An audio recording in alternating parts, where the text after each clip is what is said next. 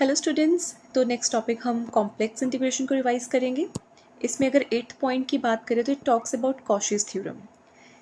इसका जस्ट क्या है कि अगर कोई फंक्शन में को एनालिटिक दिया हुआ है किसी भी सिंपली कनेक्टेड डोमेन डी में, उसके अंदर कोई सी क्लोज्ड कर्व है, ठीक है, फंक्शन इसके अंदर दिया हुआ है, देन जो फंक्शन की इंटीग्रेशन की वैल्यू है वो 0 के इक्वल आएगी।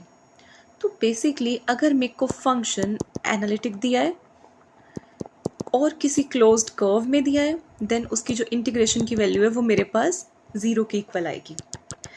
ठीक है, तो 9th पॉइंट की अब हम बात करते हैं। If a function F Z is analytic in a simply connected region R, ठीक है, and A and Z are 2 points in are.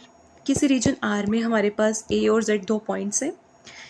In 2 points को कनेक्ट करके ये जो हम वैल्यू निकाल रहे हैं, इंटीग्रेशन ऑफ एफ जेड निकाल रहे हैं, इसकी वैल्यू हमेशा सेम आएगी।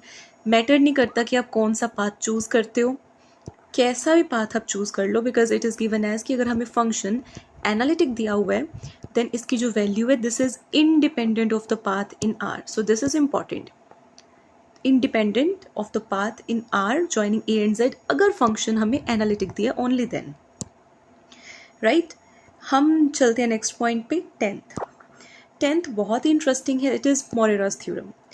बेसिकली अगर आप ध्यान से देखो तो कॉशी थ्योरम का इन्वर्स ही है हमारे पास मोरेरा थ्योरम।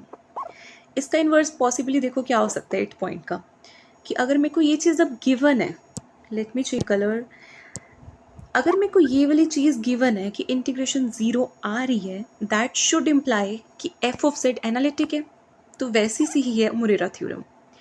अगर मेरे को ये चीज़ गिवन है कि इंटीग्रेशन इसकी 0 है, then F Z is analytic. But Morera theorem में एक और कंडीशन ऐड होती है that F Z should be continuous function in a simply connected region R, plus ये वाली कंडीशन कि उसकी इंटीग्रेशन 0 आ रही है over a closed curve C, then it implies that F Z is analytic in R, right. Next हम बात करते हैं पॉइंट 11 की, it is Cauchy's integral formula. If function f of z is analytic inside and on a simple closed curve C, right?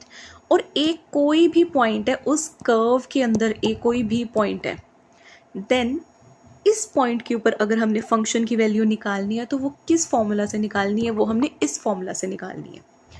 और अगर हम बात करते हैं डेरिवेटिव की, लाइक हमें nth डेरिवेटिव निकालना है उस फंक्शन का, तो उसके लिए हम ये फॉर्मूला यूज करते हैं, this one formula.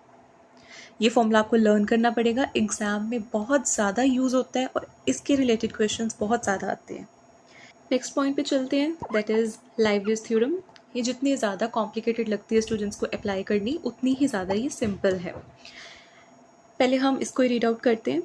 Suppose that for all z in the entire complex plane, if f Z is analytic and bounded, ये इंपॉर्टेंट है। तो ये इन्होंने नेक्स्ट बाउंडेड की ही काइंड ऑफ डेफिनेशन दी है, then F z must be a constant. तो बेसिकली अगर इंटायर कॉम्प्लेक्स प्लेन पे कोई फंक्शन एनालिटिक है, दैट मीन्स वो फंक्शन इंटायर हुआ। कोई भी इंटायर फंक्शन पे आप अगर बाउंड लगा देते हो, किसी भी टाइप की आप बाउंड लगा देते हो, देन वो जो फंक्शन है वो कांस्टेंट हो जाता है, राइट। तो ये थी लाइवलीज थ्योरम। नेक्स्ट पॉइंट आता है 13th point, which is Cauchy inequality. इसमें भी फंक्शन एनालिटिक दी है, inside and on a circle c of radius r and centred at z equal to a, then उस फंक्शन का nth डेरिवेटिव और उसका मोड, ये कंडीशन है, ये इनइक्वालिटी कंडीशन है, that will be less than और इक्वल टू m, जो कि फंक्शन की बाउंड है, डॉट n फैक्टोरियल, n क्या है उसका ऑर्डर है, जितने ऑर्डर का डेरिवेटिव पूछा गया है, और r power n, r is radius here and n again जितना डेरिवेटिव पूछा गया, where m is a constant. यही चीज़ें आगे हमें बताई गई है। m को basically upper bound of mod of f z बोला गया on c, mod of f z का अपर बाउंड है m हमारे पास, राइट। नेक्स्ट हम थ्योरम्स करते हैं, maximum modulus theorem and minimum modulus theorem. ये हम side by side read out करेंगे। दोनों में ही हमें एनालिटिक फंक्शन दिया है और कंक्लूजन भी दोनों में काइंड ऑफ सेम ही है कि mod of f z attain its maximum value only on c, और इस थ्योरम में भी mod of f z attain its minimum value only on C. On C का मतलब है बाउंड्री ऑफ सी के ऊपर, राइट। कंडीशंस की अगर बात करें तो मैक्सिमम मॉडुलस थ्योरम की जो कंडीशन है हमारे पास, that function is not identically equal to a constant, right, ये कंडीशन है। इसका कॉन्ट्रापॉजिटिव अगर देखते हैं, if f is analytic in a domain D और उस डोमेन के अंदर है कोई point a, such that mod of f of z is less than or equal to mod of f of a hold for all z belonging to D। इसका मतलब क्या है कि a के ऊपर इस फंक्शन की वैल्यू मैक्सिमम है, राइट, हर z के लिए f of a ही हमारा बड़ा आ रहा है तो ये मैक्सिमम वैल्यू है, लेकिन a पॉइंट तो डोमेन के अंदर है, विच मीन्स अगर फंक्शन अपनी मैक्सिमम वैल्यू डोमेन के अंदर अटेन कर रहा है देन वो फंक्शन हमारे पास कांस्टेंट फंक्शन रहेगा। मिनिमम मॉडुलस की कंडीशंस की बात करते हैं तो इसमें भी हमें फंक्शन नॉन कांस्टेंट दिया हुआ है, जैसे कि ऊपर भी दिया हुआ था। इसमें दूसरी कंडीशन ये है कि जो फंक्शन है that should not be equal to zero, क्योंकि देखो अगर फंक्शन हमारे पास ज़ीरो आ गया इनसाइड सी तो जो मोड होता है इसकी मिनिमम वैल्यू तो ज़ीरो ही आ सकती है ना, मिनिमम वैल्यू। अगर वो उस सी के अंदर ये ज़ीरो वैल्यू अटेन कर रहा है तो मिनिमम वैल्यू तो इस सी के अंदर ही अटेन हो जाएगी, लेकिन ये थ्योरम क्या कह रही है, that minimum value should be attended only on C अगर फंक्शन हमें नॉन कांस्टेंट एनालिटिक दिया है।